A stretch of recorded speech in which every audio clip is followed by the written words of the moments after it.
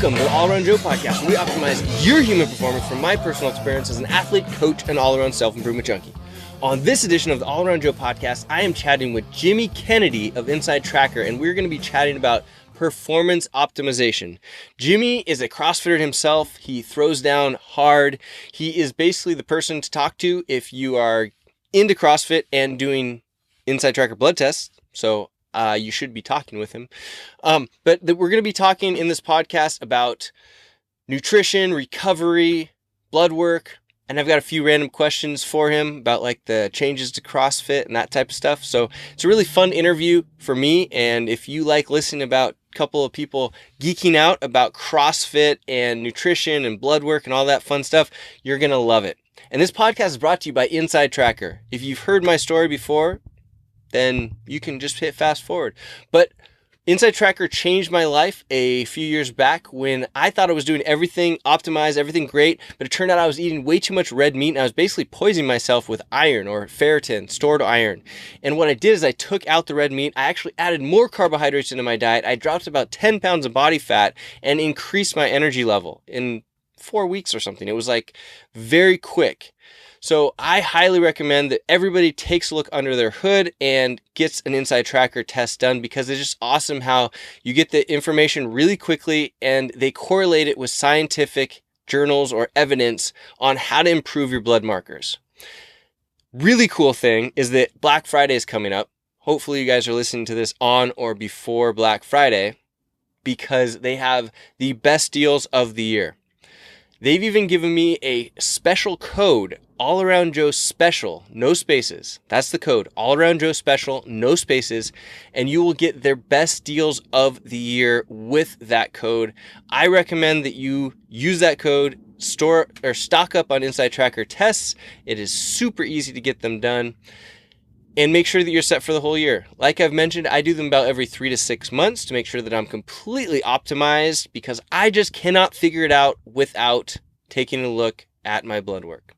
So there's my spiel for you. If you have any questions, let me know, but make sure you head over to InsideTracker.com and use the code AllAroundJoeSpecial on Black Friday.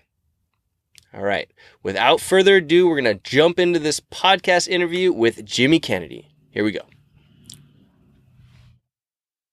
Jimmy, what's up, man? How you doing? Good, man. Super excited to be here. I can't wait. Yeah, I'm so excited to have you on the podcast. InsideTracker is the thing. So, man, let's start off with like, what do you do at InsideTracker? Sure. So I started about a year ago, actually. And basically my job is to expand the brand in the CrossFit space. So currently right now, like I guess what I really focus on is social media branding and just opening up to the CrossFit market. So every Thursday I get to go on the InsideTracker Instagram, and I do a little question and answer series where anyone could submit questions, or maybe one week we talk about one whole topic, and I go on there and I answer their questions and give my thoughts on the topics that the fans or that our listeners choose. So it's pretty cool. That's super cool. Is that any time on Thursday? Like, I should put that in my calendar and just like be in there asking you. Yeah. So it's called Barbells and Biomarkers. I kind of nicknamed it that. And it's all like strength and CrossFit oriented or intensity, high, like, HIIT intensity training style questions, and how that, goes with biomarkers and how that affects your biomarkers, and some things you can expect to see, or some things that maybe aren't really known. And it's kind of, if you go on the end of the day on Thursday, most people, I guess, at night are scrolling on their Instagram feed. So you'll see them all uploaded then. So I sometimes occasionally post all throughout the day, or just maybe all at once towards the end of the day. But yeah, it's pretty cool. Yeah, that sounds like fun. I'm literally going to put that in my calendar and start asking you questions on Thursday. Awesome, man. We always look for questions. I tell all my listeners, please submit any questions, whether you think they're small questions or too complex, anything that you want to know. Yeah. Because that's what we started this for, was just to answer people's questions. So any questions, always welcome. I love it. Let's get into like what your background is. So like, why are you the man answering these questions? Sure. And like, cool. I know some stuff about you, but dive in. Let's go. Yeah. So I've been a lifelong athlete. I played hockey for, probably 24 years, I guess. And I played at a pretty decent level, at like a prep school level in New England, which was pretty high. And I went off to university. I kind of was at that crossroads, I guess, of like, do I want to really focus on hockey and pursue this, for a scholarship going to college? Or, do I want to focus on academics in college? And I kind of went the academic route because that's probably the safe route for me. And so I kind of stopped playing competitive hockey. I still always played, but I was looking for that one thing to really fuel like my competitive drive still. Yeah. And at the time, my cousin owned a CrossFit gym in Albany, New York. So he would always kind of float me WODs to do, and I was always skeptical at first. I think like everyone might be like when they start CrossFit. And then once I started doing some of these workouts, I was hooked right away. Found a CrossFit gym, and that's when I got into CrossFit. So now I had like these two passions of CrossFit, and my passion always through academics was sciences. So I'm currently right now completing my PhD in biochemistry up in Montreal at McGill University.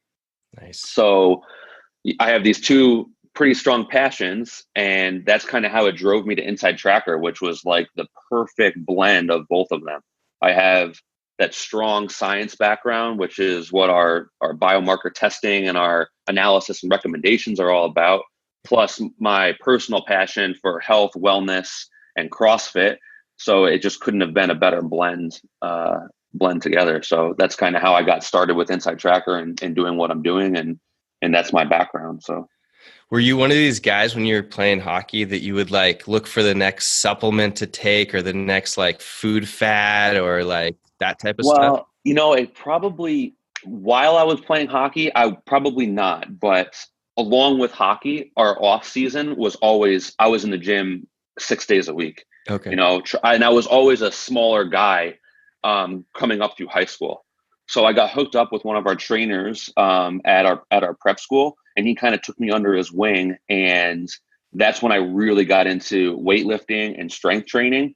And that was like another passion on its own. Like at that point, it was always like a means to getting stronger for hockey. Yep. But that definitely started something inside of me of, strength training and personal health and wellness. And when you're in the weightlifting world and into the gym, like supplements for sure, they're always right there. So yeah, that's probably when I got started there. But yeah, that's pretty cool. Yeah, it's very cool. I remember playing college baseball, and I almost liked the weightlifting component of the college baseball more than playing the baseball part. So it was like this rivaling thing, Yeah, and it kind of got like that a little bit. Still always loved hockey and stuff. But then when I went to college, I still playing hockey, but more at a recreational level, like on their club teams. But I was still in the gym, every day. That was my way to deload after class or to, blow off some stress when taking exams. So I was still there. And then the CrossFit really creeped in there when I started my PhD about 5-6 years ago. That's like when I really got into CrossFit and I got hooked. Probably like 99% of all CrossFitters get hooked with that one first workout. So yeah. So let's dig into the PhD, man. Like, what is the study that you're doing, and or what are you studying, and what really got you interested in that? Okay. So I've always been drawn to sciences and like the health sciences. Mm-hmm. So I'm currently, my PhD is in the immunology field. So I work on the immune system. And it's always with a genetic component to it of what I study. So essentially, I'm working on special types of immune cells or white blood cells called T cells, and I look at the genetic defects or mutations in the genes that affect how these T cells function in the immune system, and it's always in response to an infectious disease is a context that I work in. So I work in the malaria field. I work in the tuberculosis field, the TB field, and a couple other bugs that we look at. But it's always with how the immune system or how these genetic defects affect the immune system to these diseases. It's pretty cool. Very cool. So, you're super smart is what you're telling me. That's what I'm hearing here. I'm like, yeah. Man, I could ask you like 20 more questions about like what he's talking about right now, but I'm not sure. I know. I try not to lose people when I say what I'm doing, but I get the puzzled look from my wife a lot when she asks me how my day was. Oh, no, it's probably really cool and helps you to understand from a different level, like what these athletes are going through. And, them being able to be that bridge, where you understand at a higher level. They don't necessarily, maybe they want to sometimes. I think it's super interesting and would love to go down that rabbit hole. I'm not sure the listeners are like, oh, let's talk about some really in-depth stuff here. But for sure. I mean, some athletes that I talk to when I do consultations with them, some athletes, they want to geek out on this stuff as much as they can. And I spend like hours on the phone with some of them going into this, into that, into this. And a lot of the times it's, hey, I heard this thing on a podcast, or hey, I read this article recently. Like, what do you think about it? Is it legit? So I have those people, but then I also have the people that are like, Jimmy, can you just tell me, how does this make me a better CrossFitter? Yeah. So, I have the range and I'm open to that. And I like both sides of it. So, and I think I'm in a unique spot where I understand the CrossFit, I understand the training, but then I also understand the science too. So it's pretty cool. Before we get into some of these cool recovery questions, what's your training regime look like right now as a CrossFitter?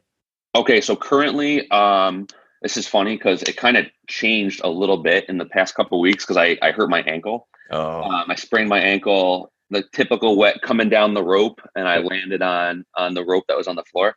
So my training kind of has switched up a little bit, where I'm not as intense in it. I'm kind of rehabbing my ankle back. But my typical training is maybe 2.5 hours a day, 5 days a week. And those other 2 days are like complete rest and recovery days. Maybe get some body work done on those days, focus on my sleep on those days. So yeah, that's kind of how my training typically looks. Yeah.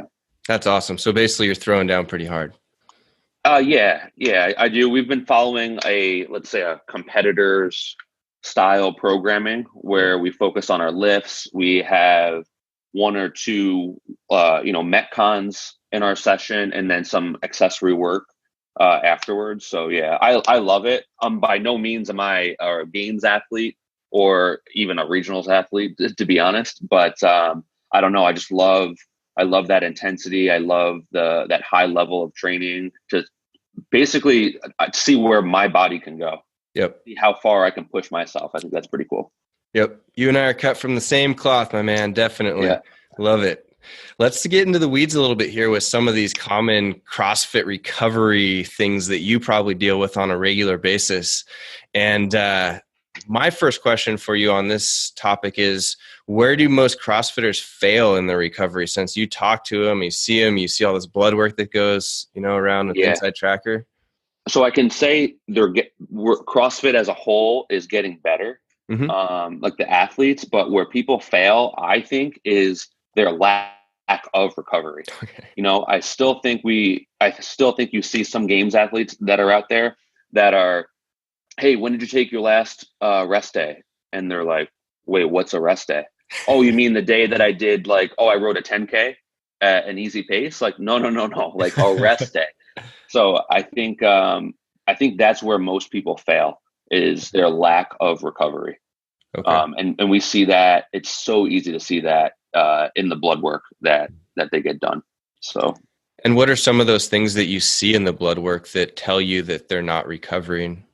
So you'll see muscle breakdown markers usually always elevated. So that's like your creatine kinase is a sign for muscle breakdown. The liver enzymes, which although they're called liver enzymes, they're also found in muscle cells as well. These are AST and ALT. And when we break down those muscles, we leach these enzymes into our blood, and they can be detected in a blood test. So very commonly, you'll see those elevated.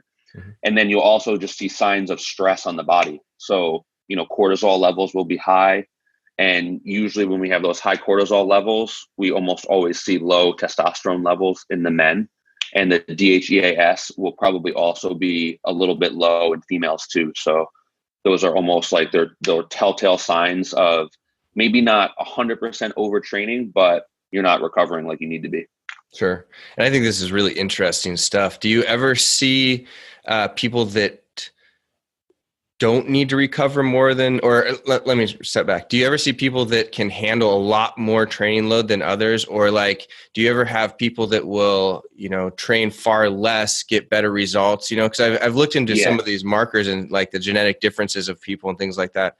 So like, do you ever see these freaks and these outliers and things like this? I guess I haven't personally come across them or maybe like seeing their blood work. Yeah. But, whether it's nutrition or recovery or training volume, everyone's different. And you can't get caught up in seeing what this person did and then trying to emulate that. Right. Everyone's different. And I'm sure we'll get into that like when we talk about nutrition, but there's definitely some people that thrive on a more higher training load. Or there's some people that let's take that training load, the volume down, but we're putting in 100% intensity in every single session. Right. And that's going to get you, like, in my opinion, that probably gets you better results. And we see, Greg Glassman says that, like, I want to be impressed by your intensity, not by your volume. Right. So I think there's a range of people, and the experienced CrossFitters, they're going to know how their body reacts and maybe not get caught into doing what they shouldn't be doing just because they saw someone do it. Mm-hmm. Interesting. What are your favorite recovery tactics? So I guess like the typical CrossFit person, I might be a sucker for like the cool gadgets out there. I have a power dot. I like the power dot a lot. Okay. It's just, to me, it's whether it's 100% backed by, proven science, or it's more placebo effect. I would say I'm going to err. It's more on the side of the science, but to me, it's like I can sit on my couch after a long day at the lab and then at the gym, and I can sit on my couch and recover and, like get that massaging recovery just by sitting on my couch, watching some TV, that stuff. And then always in terms of, let's say, tactics, not necessarily tools, but proper warm-ups and cool downs. I think those are kind of overlooked by a lot of athletes. If you're seriously competitive or trying to compete in the sport, you need to be warming up properly, and 100% you should be cooling down properly, not just trying to get out of the gym as fast as you can. So I think those are always overlooked, but some of the best, recovery tactics I think you can be out there. Whether it be just like you finish a super intense WOD, go jump on the assault bike for 10 minutes at a very easy pace, get that heart rate down, flush out those muscles. It's something as simple as that, or grabbing the foam roller instead of, everyone's usually sits around in a circle after the WOD, right? So grab a foam roller and roll out those quads or roll out those glutes after a tough workout. Like, you're starting the recovery process right away. It can only benefit you the next day and the day after. Sure. And does that have anything to do with like switching from sympathetic to parasympathetic, or, Yeah, I think that's the science behind it. I kind of tell people, try to limit your foam rolling before your workout. Let's do more dynamic stretches. So, stretching while you're moving, whether it be like, arm rotations or hip swings, or even like you can set up a quick little EMOM where 1 minute you're doing some air squats, the next minute you're doing some push-ups, just to get the body moving and open up. Yeah. And then after the WOD, where we want to come down off that high, that's when we're going to evoke the parasympathetic nervous system. And it's been shown that like the foam rolling definitely helps in doing that. And that's why I try to avoid it after or before my workouts, and try to save the static stretching and the foam rolling till after. Sure. When you're getting ready to warm up for a workout, because I think that this is something that a lot of CrossFitters just kind of jump into is their workout, do you have something that is kind of set in stone that you do, like, all right, I'm about to do some heavy back squats, or I'm about to snatch or clean and jerk or whatever it may be? do you have something for each one of those movements, or do you just kind of go by feel a little bit, see how your body is, warming up? I guess for that it's day? probably a little bit of a mix of that. I do go by feel day by day. If there's certain parts of my body, like from the previous days of training, that are bothering me or a little bit more stiff, I'll probably focus on them more. But then I also have those staples that I do every day the minute I walk into the gym. And I would say like 90% of my sessions do start with a lifting session. Sure. So those days I'm probably jumping on the assault bike to just get my blood flowing or to get moving. Because probably there's so many people that we sit at a desk all day. Like, unfortunately, like I'm pretty much sitting or standing. I'm pretty stationary throughout the whole day. And then I'm going into the gym and having to lift heavy. So I get on the bike, I get my blood flowing there, get a little bit of a warm up feeling there. And then I start into these dynamic stretches. So if it's for any type of squatting, I'm really focusing on my ankles, my hips, and my knees. The band walk, you get an elastic band and throw it around your legs, and you do the I think the monster walk or the band walk back and forth, side to side. That's every single day I'm doing that to activate my glutes and to open up my hips. Yeah. And then if it's any type of overhead work, if I'm snatching, if I'm jerking, the crossover symmetry protocol is in my every single day, my list that I do every day too. So that's like so perfect for my upper body and my shoulders. Nice. So, yeah. I like that. I think that a lot of people could throw that into their routine, just some of those simple things, because even myself, you go in there and you're trying to get things done for the day. It's like if you had something like, I know I'm going to be doing, 5 minutes to bike. I'm going to be doing monster walks no matter what. I'm going to do some CrossFit over symmetry. It's just part of the routine. Then it would be, I think people's bodies would be a lot healthier. So right. Crossover symmetry is awesome. Like it doesn't even it takes probably like 3 minutes for their activation protocol. Yeah. Like 3 minutes and your upper body is completely warm. Like you're ready to go. Yeah. So I love that. And the same with like the band walks. Like these are not things that I'm not warming up for an hour, right. I'm probably 20 minutes and I'm good. I'm ready to go. I'm ready to get underneath the bar. So yeah. Yeah. So let's say after these athletes are crushing it, they're, taking themselves up and down with the warm-ups and the cool downs. What do you think is the best way to monitor a recovery state? So I think like I'm still maybe a little bit old school. I think the best way to monitor is probably how you feel. Okay. I think, like if I'm going into the gym and either my motivation's a little bit down or I'm just a little bit more tired than usual, like that should be a sign to you. Like, okay, maybe we'll go at a lighter intensity today, still get some work done, but go at a lighter intensity because I don't want to risk injury. I don't want to prolong me feeling like this. That being said, like I see you wear your Whoop band. I have an Apple Watch that tracks my heart rate and all that stuff. Those things are awesome tools. Like I'm such a science geek, so of course, like I want to see that. But I think a lot of the stuff too that people fall into is mental state going into training. Yeah. If like I don't have a Whoop band, but maybe like if I look on my phone and I'm 95% recovered, maybe that will switch something in my head, being like, oh, maybe I don't feel as bad as I think I do. But mental state going into training has a lot to do with how ready your body is to train. Right. So I guess to answer that question, my favorite one is by feel. But again, like I'm such a science geek, so I'm gonna nerd out on the wearables as well. So yeah, and that's something that I do as well. I love the wearables. I love all this data that we can get and gather. And I've even got like this separate spreadsheet of things that I'm putting together with the wearable stuff and with like what I'm feeling, like my perceived exertion, and then like other factors like, oh, I ate or, took this supplement today, and then looking down the path and seeing if there's any correlations. Yeah. Man, somebody I'm 100% believer in placebo effect. Like, oh yeah, 100%. Because whether whatever I'm taking, whether the supplement is working or not, I'm still feeling the effect. So placebo effect is huge. So there's some pretty cool studies. I just read one about caffeine and the placebo effect in caffeine and how that results in training output. It's pretty cool. Really? Yeah. So I think, I don't want to like misrepresent any of the facts, but I forget where I saw it, but just like quickly, there was a couple groups of experimental people that they used. One was they gave them caffeine and they told them they were getting caffeine. One, they gave them caffeine and they told them they weren't getting caffeine. And then there was the other side where they didn't give them caffeine and they told them they were getting caffeine. And then they didn't get caffeine and they told them they were not.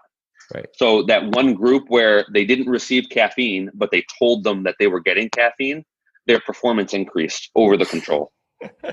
And then even the ones where they got caffeine and they were told not to, they were probably at the same level, because they still had that boost. And then the highest ones where they got caffeine and they were told that they were getting caffeine. So it shows like mentally, like how you go into your workouts, and that placebo effect, like it is real. Oh man.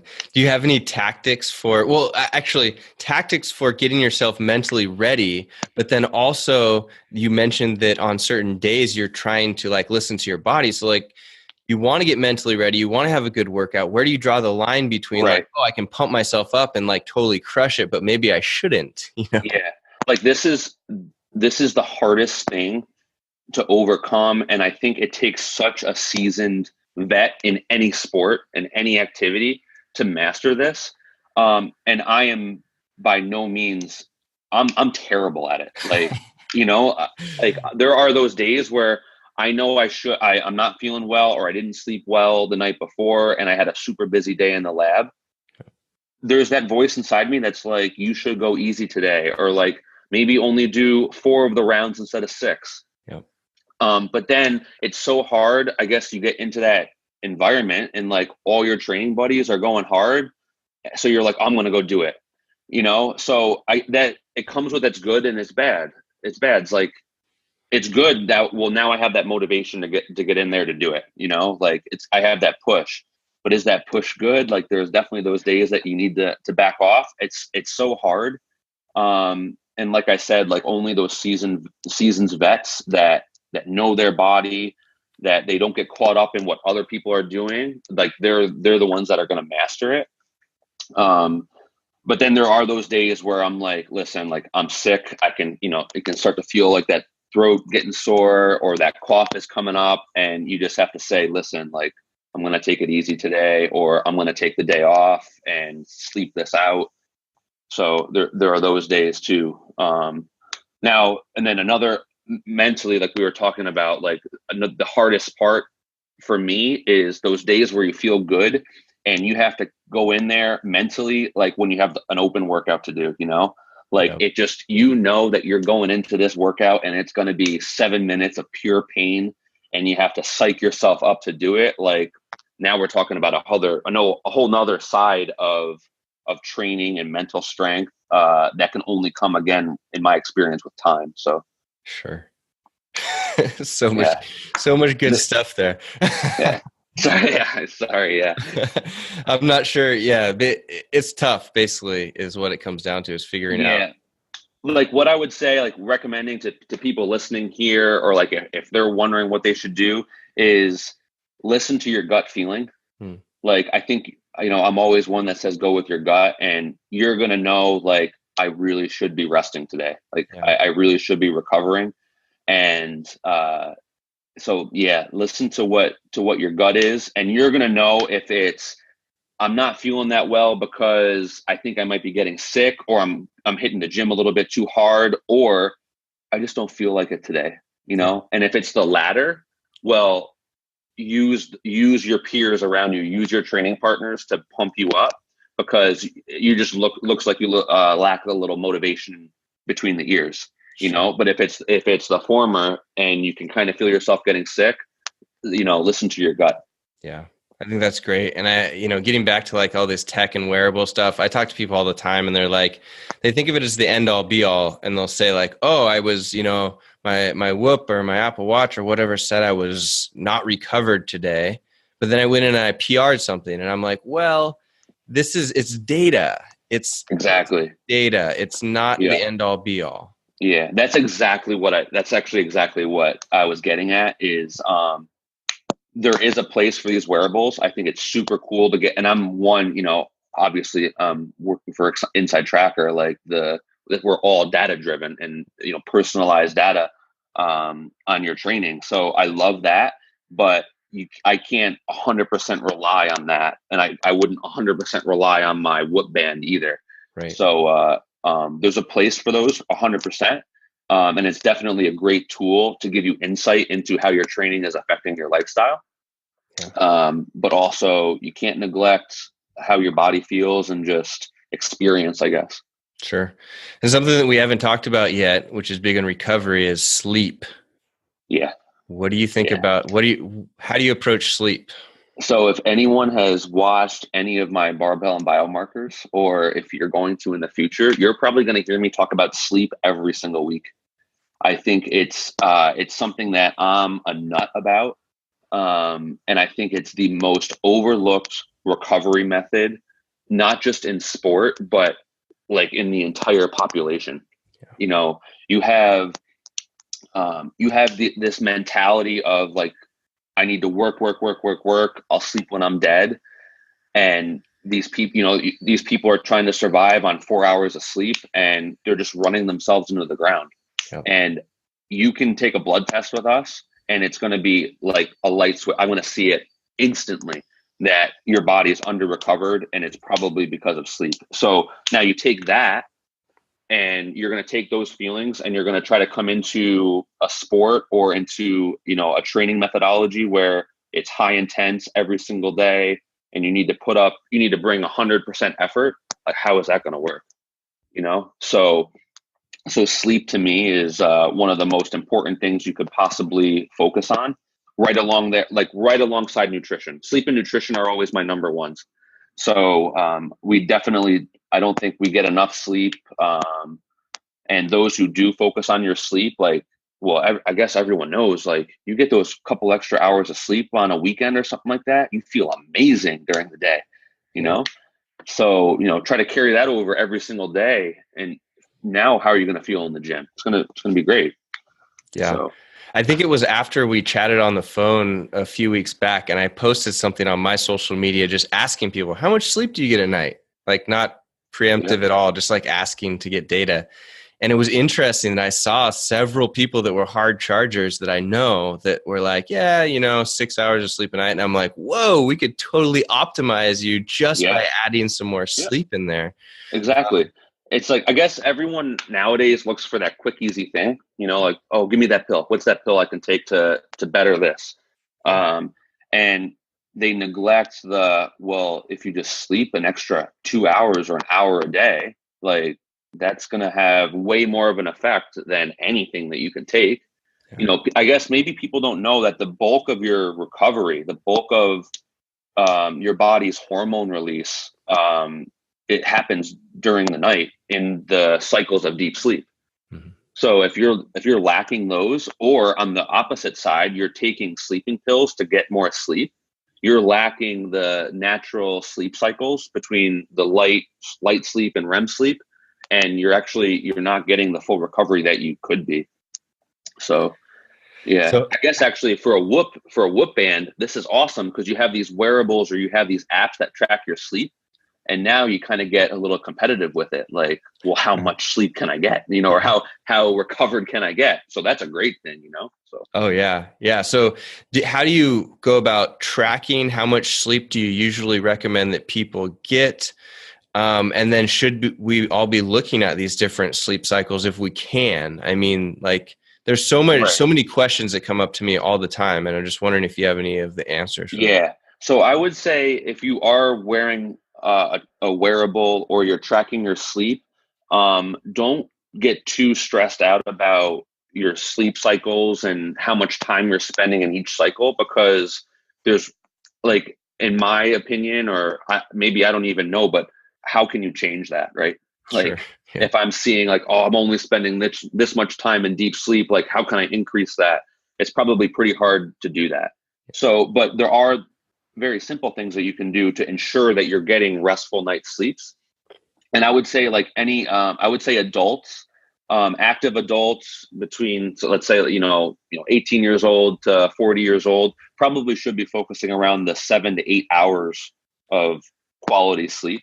I think like adolescents and teenagers, it's recommended they get a little bit more. And then, you can, if you're older, you can survive, or you can be very healthy on less sleep. So yeah, 7 to 8 hours. And then it's the steps that you take before you get ready for bed that are going to ensure that you're getting the good night's sleep. So try to de-stress, within 2-3 hours before you go into bed, whether that, focus on some meditation, some fictional reading. I love like Ramwad before bed, doing some stretching, or some static stretching to really like relax my body. I would say within an hour before going to sleep, and my wife, if she hears us, she's gonna look at me like you're the biggest hypocrite, but try to eliminate all electronic use an hour before going to sleep. The first thing people get into bed, and the first thing they do is they reach for their phone and they start scrolling through their news feed. And it's the blue light from these LCD screens and these LED screens that actually activate the photoreceptors in your eyes and stimulate, or I guess inhibit melatonin release, which is the hormone to promote you getting ready for sleep. So try to eliminate all electronic use, like an hour, 30 minutes before bed. If you have to get on your laptop or you have to do something, those blue light blocker glasses are really cool, and they work. So, and then also your sleeping environment too. I love a cold room. And then try to get it as dark as possible, like like a sleep cave. And that usually ensures a pretty restful, or that's going to get you, off on the right foot of getting a good night's sleep. Yeah, absolutely. I don't know about how you feel about this, but I feel like athletes and people in general do not take their sleep seriously enough. And when I tell them that they should like optimize their rooms and whatnot, like what you're saying there, and they think of it like a big deal, like I don't have time for that or whatnot, I'm like, what do you mean? I'd go to the fabric store, buy some extra thick fabric and like staple that stuff up over my window. And it's so easy. And it's like the number one, or, nutrition and sleep, like you said, number one recovery tool, like feel better, think better, perform better, all that stuff. So I don't understand why people don't do it. Exactly. And like the results of like studies that come out of like even 1 hour or one night of inadequate sleep, it just puts you at risk for getting way more injuries in the gym. Your mind's not focused. Your coordinate, if we're doing CrossFit and you're doing any of the complex Olympic lifts, your coordination is going to be off for sure. So, you're going to be throwing, body weight over your head in a snatch. Like, well, that's not going to go well if coordination's not where it needs to be.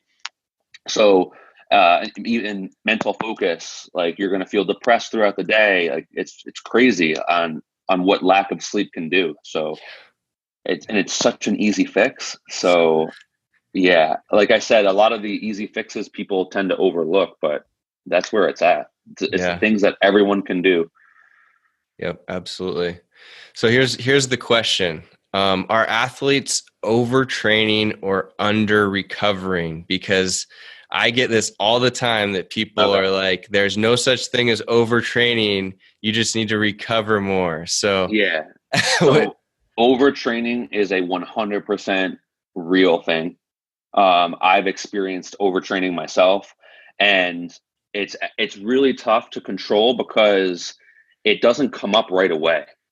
Overtrain, like the official overtraining syndrome, you might be a month in the gym of being overtrained, and then it like finally hits you. Right. So to get back to the question though, are CrossFitters overtraining or under recovering? I think a lot are, but I don't think it might be the group that you think it is. And what I mean by that is, I would say that the present day games athlete who their job is to train for the CrossFit Games. So, let's take Matt Fraser, for example. His entire day, his entire life revolves around training. and preparing for competitions. So he probably is optimizing his sleep. I think I listened to a podcast of his, and he said something where he gets like 10 to 12 hours to sleep at night. Wow. That's crazy, Yeah. but that's his job. He can do that. So getting that much sleep and eating the proper foods that he needs to eat to fuel his body allows him to train, 4 sessions a day.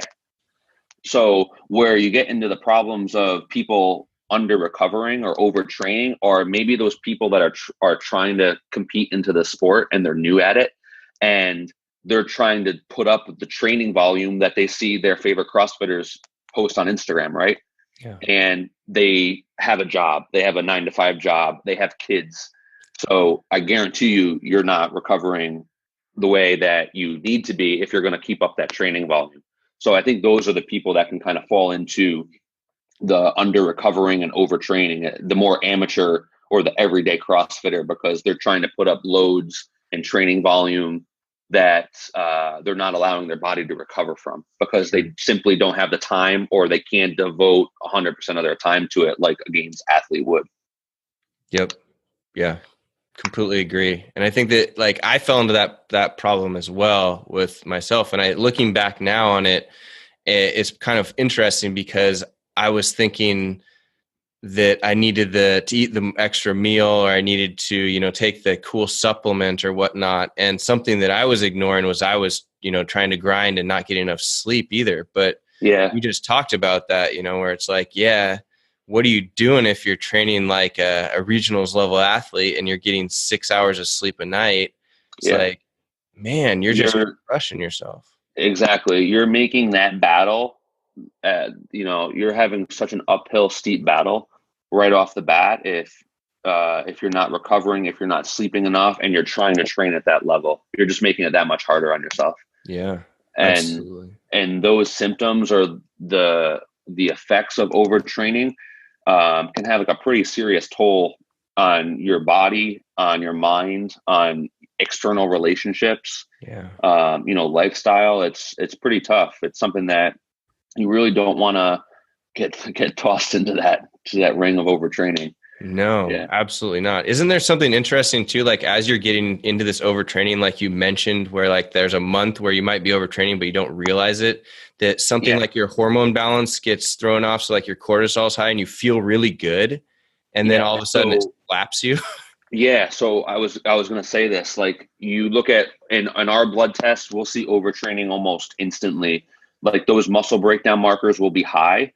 But that being said, if you have taken a test with us, or you've gotten blood work done and you see those muscle breakdown markers high, that doesn't mean you're overtraining.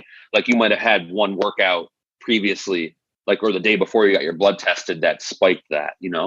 But if you have those elevated muscle breakdown markers, but then you're also seeing high emotional stress markers like cortisol, they're really high. And then subsequently your hormone levels, your testosterone, your free testosterone are at like plummeting levels. Yeah. That's a sign that you need to back off and really rethink how you're attacking your training and how you're recovering. Like those cortisol levels are high. So the cortisol, it's your stress hormone. Like evolutionarily, this was the hormone that, the cavemen walk around the corner and they see a bear. Those cortisol levels are spiked.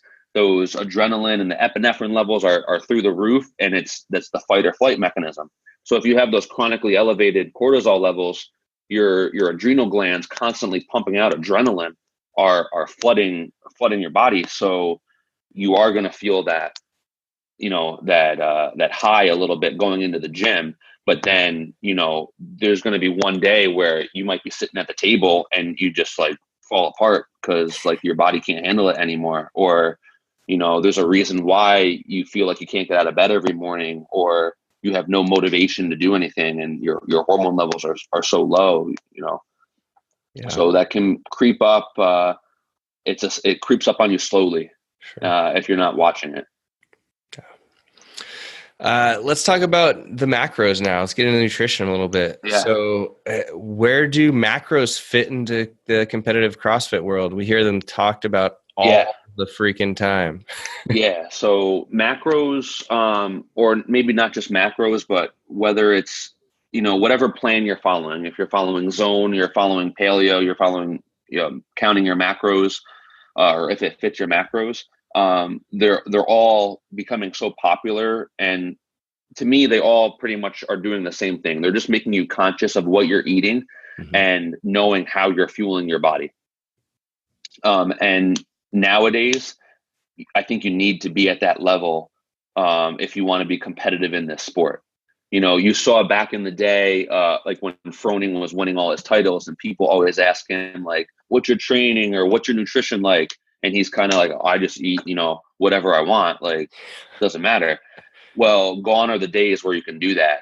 Everyone now has specialty coaches, and one of those specialty coaches is for sure going to be a nutrition coach. Sure. So I think they have an extremely strong importance in this sport. And like I said, my two things are sleep and nutrition. If you're not properly fueling your body, you can't expect, ultimate or high levels of performance. So I think that's where they fit in. And, speaking of Rich Froning, like you see him now, he's tracking his nutrition. Yeah. So, he has accepted that. And my biggest thing, like if you're still not convinced of the power that your eating can have on your performance, well, look at it this way. If you're 10 pounds overweight, or, you could stand to lose 10 pounds of body fat for your training. I want you to go and put on a 10-pound weight vest and do every single workout with that weight vest on and see how you feel, or see how you do. Right. Try doing 50 muscle ups in a workout with a 10-pound weight vest on, and compare that to when you don't have a weight vest on, Yep. So now you shed those 10 pounds of body fat. Now, like that should be proof in the pudding right there. So, yeah. Do you think that there's an ideal macro level that goes like kind of across the board, or do you think everybody's a little bit different and they have to adjust it based off of just like tests? Or I think everyone's different. 100% everyone's different. And that goes with not just macro levels, but the types of foods people eat. I don't like getting caught up in saying like one type of diet or one type of eating method is better than another one. I really think it's personal. I think it's, some people do really well on paleo. Some people do really well if they eat a lot of carbs. So I think that's personal. And to me, the best way that you do that is maybe if you have no knowledge in the space whatsoever, get hooked up with a nutrition coach or someone who knows a bit about nutrition, and get some, if we're going to say macros, for example, get some macros written down on paper that you try to hit every day, and then see how that feels. And then you can start to tweak those macros here and there to increase that level of performance that you want to see. If you feel like you're a little tired or you don't have that much energy, well, add a little bit more carbs around your workouts, or if you are starting to put on a little bit more weight or a little bit too much weight, okay, well then back off the macros a little bit, lower those values a little bit. So okay. I think everyone's different, and depending on their training styles and how their body reacts, you're going to see different macro ranges for sure. Cool. So I didn't throw this into the question, so I'm going to throw you a curveball here. Keto, what do you think? Again, I don't like to say stuff about one particular diet than the other. I think the research or why keto was started, for treating people with specific illnesses or for brain health is amazing. I think that's pretty cool. In terms of keto, though, for CrossFit, I'm not sure. I don't want to say like a flat out no, but I'm not sure. Damn it. Yeah, I don't know, because I believe that you need carbs to put up good efforts in the gym. Yeah. I think you need those fast digesting sugars to fuel intense workouts. So that's kind of where I am. Again, like I don't come from a super strong nutrition background. I'm more on the inflammation and immunology side of things, but that's definitely my opinion. Like if you're going to do CrossFit, I think you're going to benefit if you add carbs to the diet. Yeah, I would agree with you too. I just feel like it's a question that we should have talked about just a little bit, because there's still people that everybody has the same answer that I ask, at least, it's kind of like, I don't think so. It's also pretty new, so, we don't know. I don't think there's enough research on it yet to really say one way or another. Yeah. But it has shown to be very helpful for certain people, and especially those people with certain types of diseases. Yeah. I think people with epilepsy or people with any type of brain disorders, it's been shown to really help them. So that's great. And again, if you're still not sure, or should I do keto? Should I stay on this? Like, use your body as a little experiment. Like, go on keto, try it, and see how you feel. Because like I can't take someone else's opinion or someone else's experience and assume that I'm going to have the same experience, because my body is going to be different. And I guess, actually, like, that's what InsideTracker is all about. So, personalized nutrition and lifestyle recommendations to improve yourself. Yep. And not apply them to everyone. So it's probably not the answer that you wanted to that, but I think it's something that needs to be, brought up, just because it's such a hot topic, like I'm hanging out with someone right now that's completely keto, and they've got all these keto snacks and things like that. And they're trying to keep, their ketones up and whatnot. And they're not doing competitive CrossFit by any means, but there's always that question like, oh yeah, keto makes you feel like you have energy. And then the answer, the response to that is like, but can you be in the middle of a hard Metcon and do you still feel like you have energy, or does that break down? And I haven't been the person to dive in and test it on myself. Because you're like, wow, all right, how long is it going to take me to get into ketosis? If it does work, then awesome. Right. If it doesn't work, then shoot, I'm going to have to change everything back up. Right. Yeah. And the thing about like all these diets are, like, I think not everyone, I'm not trying to speak for everyone here, but some people use these diets as an excuse to eat. If it fits into that dietary restriction, they can eat it no matter what. Right. Vegetarians, vegans, they're eating obviously way more vegetables than someone who's not on that diet. Yeah. But you can also, there's a lot of crappy food out there that's still considered vegan, right? So, and it's the same with keto. Like, make sure if you're going to increase all these fats that you're going to add to your diet, hopefully they're healthy fats, because there's a ton of crappy fats out there that won't do you any good, but it's still keto, right? Yeah. So that's where, like, if you're going to try one of these diets or one of these restricted eating programs, make sure you're still eating healthy food. Sure. And not just throwing it in there because it fits in that restriction. Yeah, absolutely. So speaking of restricted food, I know that like with a number of InsideTracker tests that I've done and people's tests or results that I've seen, a lot of times it's asking people to get rid of especially red meat and maybe some other meats. Like they suggest trying the vegetarian diets and things like that. Is that a common theme? I mean, the more that I read about red meat and things like that, it doesn't seem like there's a lot of positives to it, but like I would love to just hear what your thoughts are.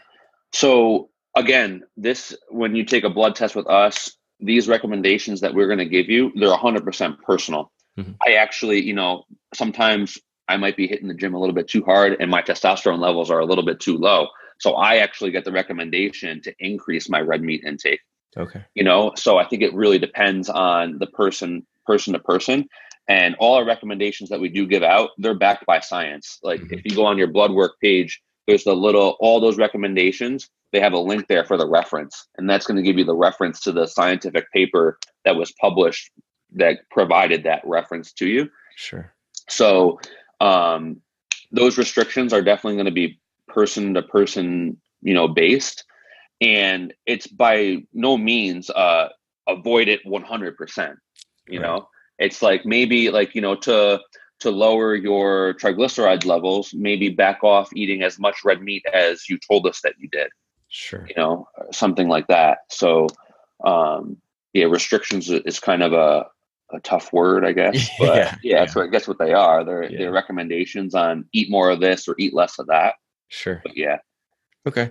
And do you feel like there's a place for supplements, or do you feel like you can get everything that you need from food these days? So I definitely think there's a place for supplements. Actually, last week and this week on barbells and biomarkers, I'm doing a series all on supplements. Mm.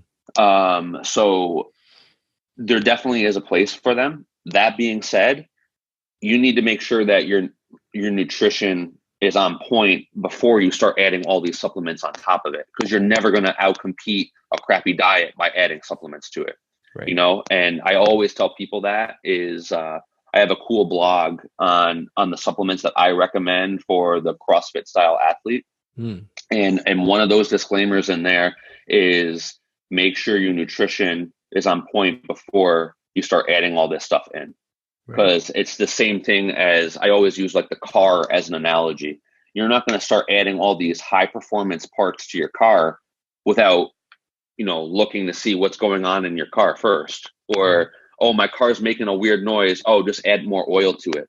But maybe your car doesn't even need that. So it's the same thing with this. And the beauty about InsideTracker is some of those biomarkers that we look at, like vitamin D and magnesium, you know, if you're deficient in those, we're going to tell you to supplement with them, and we're going to give you the perfect dose for you based on your blood test. So you don't even have to think about it. You don't have to wonder, how much should I be taking? How often should I be taking it? It's going to be right there in your recommendations. Right. And so like vitamin D is like one of my number one recommendations to everyone, because, you know, living in North America, we're probably in sunlight for like 4 months a year. And, you know, once that snow hits, it's pretty gray and gloomy all the time. So we're not getting that required sunlight, and it's pretty hard to get recommended amounts of vitamin D from food. Mm-hmm. So to that, like, is there a place for supplements? 100% there is. And that's where the place is. Okay, cool. With vitamin D, I think that people also are a lot, they'll go out and they'll just buy a vitamin D supplement. Do you have any specific vitamin Ds, since it's kind of like something that it seems like everybody should have in their arsenal? Do you feel like there's a specific type of vitamin D that you recommend? So like vitamin D3 is probably the most widely used one. Mm-hmm. I'm not going to say that I have a particular brand that I recommend. But that being said, when you are going out to buy your supplements, whether it's vitamin D or magnesium, or it's protein powders or creatine, do your research before you buy them and look into the company. Like, make sure that the company is certified GMP. You know, if you can, make sure you're buying your supplements from companies that third party test all their products. You know, and one reason for that is like we see this past season for the CrossFit Games, how many athletes were popped with tests, and whether they were true or not, their reason for that was tainted supplements. Right. Well, you know, do yourself a favor and make sure you're buying your supplements from reputable brands and ones that test their supplements, and you don't have to worry about that. Right. So make sure you're getting quality stuff. And checking out brands that produce a quality product. And if that's the case, then I don't think you really have to worry too much about particular brands or particular types of the supplement. But yeah. Okay. What are some of the blood markers that you see in CrossFitters that they need to usually keep their eye on? So we talked about overtraining, and to me, it's usually those. So I want you to make sure that you're keeping your CK, your creatine kinase, and your liver enzymes in check. Look at those hormone levels. So make sure your cortisol isn't creeping too high. Make sure, if you're a guy, that your testosterone levels are being watched. On the female side, make sure you guys are looking up for your DHEAS. Mm-hmm. And for the females, it gets tricky because they fluctuate depending on the time of the month for women. So depending on like where the woman is in her cycle, those levels are going to be different. So just make sure you're up on that. And we have tons of information on our website on where those levels should be. On the same side, for the CrossFit athlete, don't think just because you do CrossFit that you can eat whatever you want. I think we talked about this. Like, we often hear people say like, oh, I'm going to go eat a big steak, or I'm going to have a pizza tonight. But I worked out and I did CrossFit. I did my class today, you know, like, so we actually sometimes see those those metabolic markers like your blood glucose, your triglycerides, your cholesterol might not be where you think they are because you think you can eat whatever you want because you do CrossFit. Right. So that's not necessarily true, So still focus on eating, minimally processed foods, whole foods. So we see those biomarkers come up a lot too, that people might be neglecting their nutrition just because they do a certain training methodology. So I would say, focus on those. Okay. And where do you see blood work fitting into like the athlete's performance optimization bag, if you will? Like, how often do they do it? What are they looking for on a regular basis? All of that stuff. Like if you're trying to optimize everything. Yeah. So, as I said before, back in the days where you could just, you ask Rich Froning, like, what type of training do you do? And he said, I just do CrossFit. I come up with it, on the go. Nowadays, everyone has a specialty coach. Everyone's tracking their nutrition. And on top of that, well, we just talked about everyone has these wearables that's giving you biofeedback into how your body is. Well, this InsideTracker, we take it to the next level. We're giving personalized recommendations and personalized analysis on biomarkers that have scientific evidence to have a proven effect on your overall health and wellness, and to a larger extent, your performance in the gym. Right. So if you're trying to get to the top of the sport, I guess I'm a little biased, but you should 100% be getting blood tests done, 4 or 6 months apart to make sure that your nutrition is on point, make sure that your training is on point, your recovery specifically, especially is on point. And the only real way that you that is by, what we say, look under the hood or get a selfie from the inside, and that's with a blood test. So now you don't have to worry about, am I training the right way, or am I eating the right way, or am I recovering enough? Like, get a blood test done. It's going to be pretty black and white if you're doing the right things or not.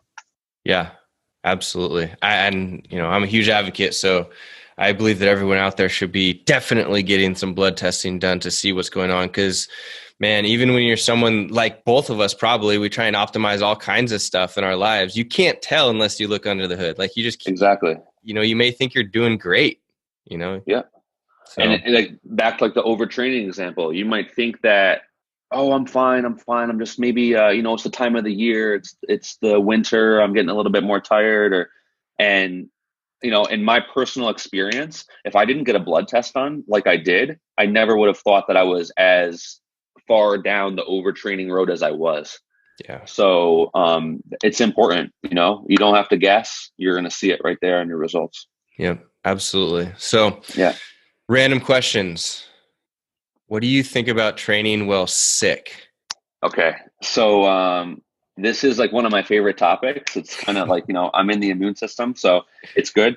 And this is what everyone has a different opinion on it. And I think there are those out there, those hardcore people that are like, train through it, train through everything. Then you have some of those people that say, well, where are the symptoms? Are they, neck up? If it's neck up, go for it. Neck down, probably shouldn't. This is my thoughts on it. So because I'm in this field of, the immune system and inflammation, when you do intense training, especially CrossFit, it puts a pretty big strain on your body, and your inflammation in your body will go up to repair those muscles or to repair the damaged areas that you just worked out. Mm-hmm. So if inflammation is going up there and you're starting to get sick, now your body, like, where's the inflammation gonna? It's a seesaw effect. Now your body doesn't have enough inflammation or enough recovery process to go around. So something's going to take a hit. Either it's not going to have enough inflammation to fight off the infection that you're trying to fight off, whether it be a cold or the flu. And now you're not going to recover whatsoever, and you're going to be floored for the next 2 days. Mm-hmm. Or it's the other way around, where your body's inflammatory response is going to go feed those muscles that you just worked out. And now that's going to allow the virus or whatever type of bug that you have to completely come out in full bloom. So that's kind of where I come from. You have to think about how much inflammation your body has to go around, and can it feed everything that it needs to? And it's always your body's going to take from one side or the other. So does that mean like, all right, I've got a stuffy nose today, I shouldn't train, or what do you think? So again, going back to what we said before, I think a lot of it is based off of feel and your gut feeling. Stuffy nose, like, most people our age, like, hey, we've been sick before. We kind of know, like, when we're starting to come down with something. If it's the first couple of days of feeling like that, okay, get into the gym. But if it's getting worse and worse, like, please, like, your body needs rest. Like, take a couple days off. You're like those people who think that, oh, if I take off, I'm losing my gains. Yep. Well, it's actually the opposite. If you force yourself to go work out, now you're prolonging that illness, you're prolonging that cold.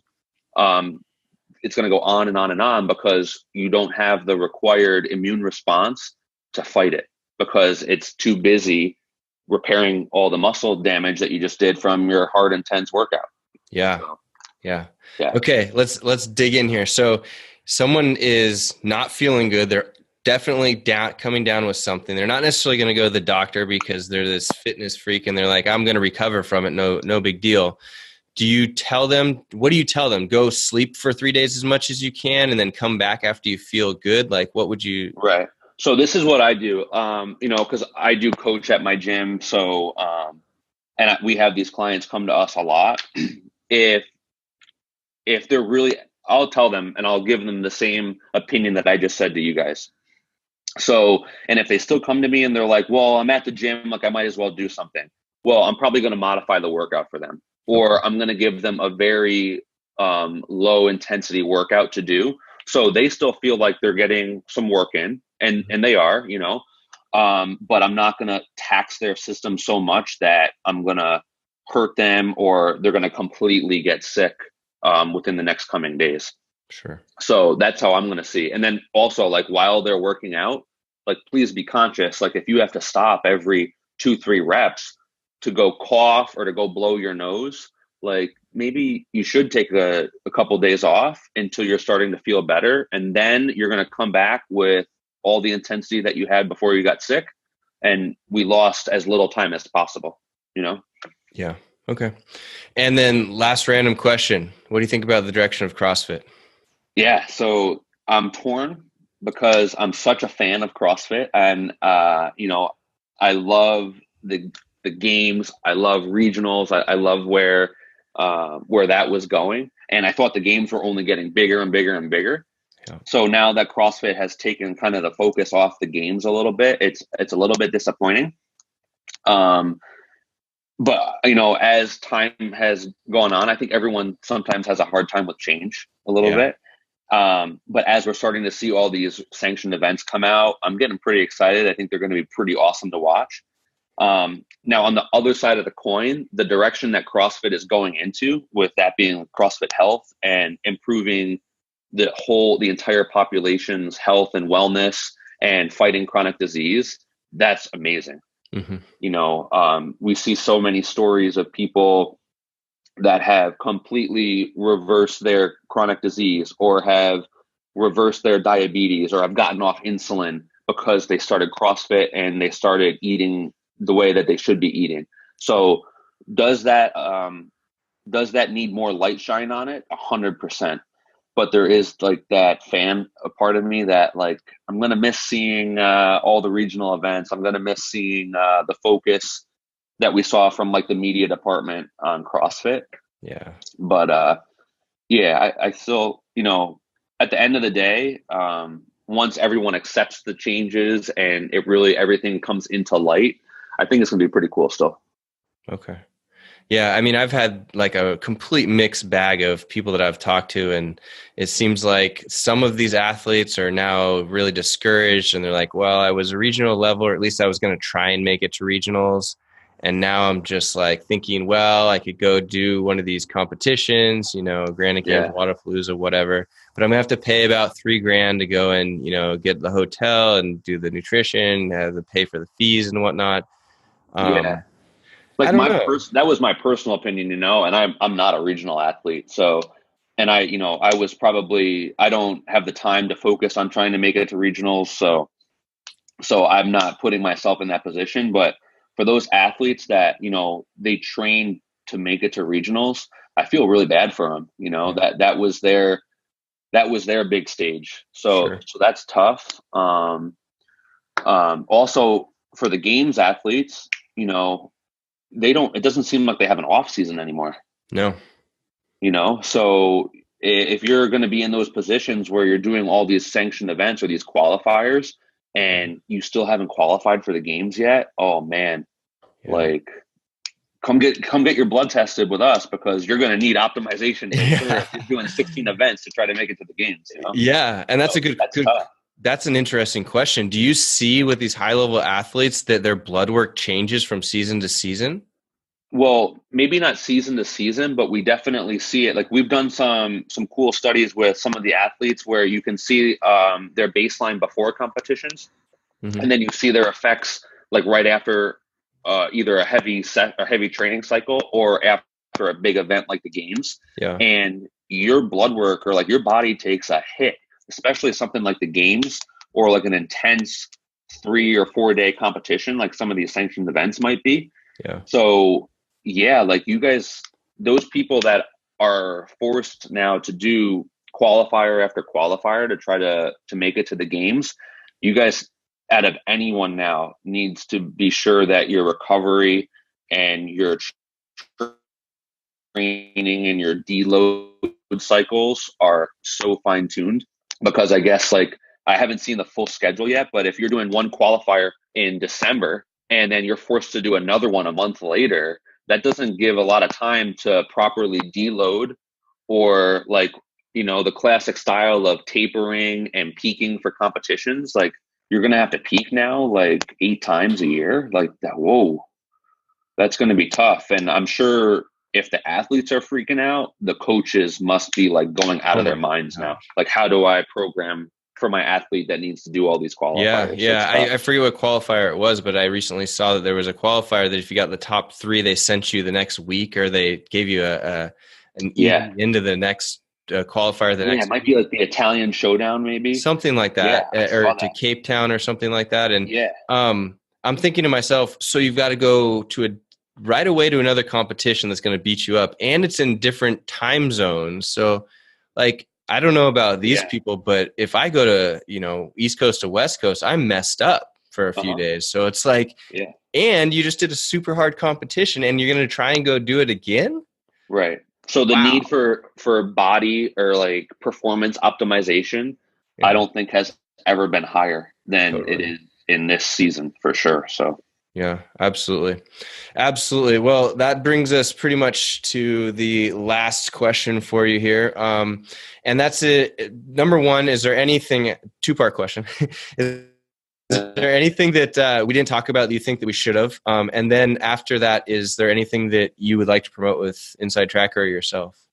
I think we've talked a lot. We talked about a lot of things. So I don't think we missed anything. In terms of promoting stuff, hopefully this episode is out in time, but Black Friday is coming up. And that's the time of the year for us. We do our biggest sale for our blood tests. You're never going to see another sale like this anytime during the year.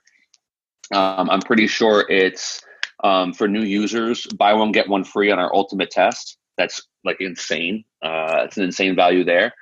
For others, I think we're doing $200 off our other tests.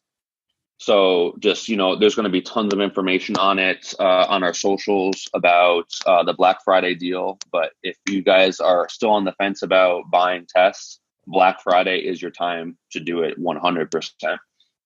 And I guess in terms of me, if you guys one of my favorite things to do is to talk to our users, to talk to the athletes and help them out in any ways that I can.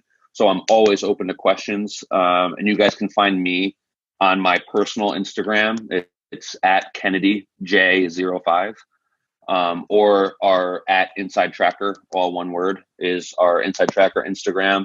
Usually if you just direct message me in one of those 2 places, I answer your questions. So cool. Yeah.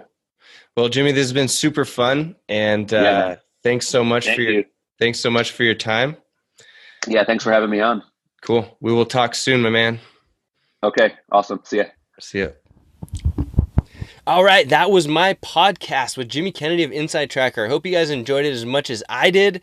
Man, I could talk with Jimmy all day long, and I will definitely have him on another show in the future to talk about maybe just like training and sickness. So that's going to be a really fun one. I'll keep you posted on when that one is going to come up, maybe sometime in January, something like that. So we have a little bit of time in between the two podcasts with Jimmy.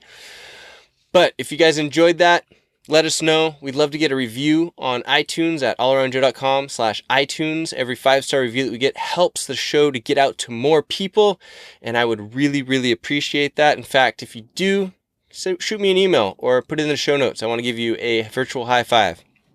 Make sure that if you want to take a look on the inside, because blood don't lie, InsideTracker is the way to go. I do it regularly. Everybody that I love, I kind of like force into it, make them do it regularly. But Black Friday is the day to buy your InsideTracker tests. They've got the deals. The best deals of the year, bar none, are the InsideTracker tests on Black Friday. And I have a special code to share with you. It's All Around Joe Special, no spaces.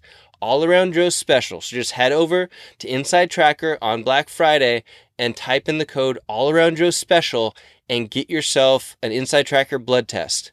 Really, really good stuff, guys. I highly recommend that you do it. If you have any questions at all, I'm here for you. Jimmy's here for you. InsideTracker's here for you. They actually have this really great chat on their website. So if you just go into their website and in the bottom right corner, there's a chat and there's somebody almost always on there to answer your questions. That's where I go.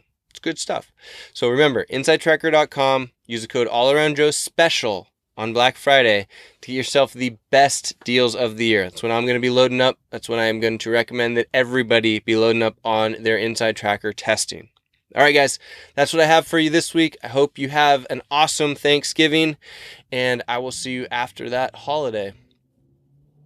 The All Around Joe podcast, where we optimize your human performance from my personal experience as an athlete, coach, and all-around self-improvement junkie. I will see you on the next podcast.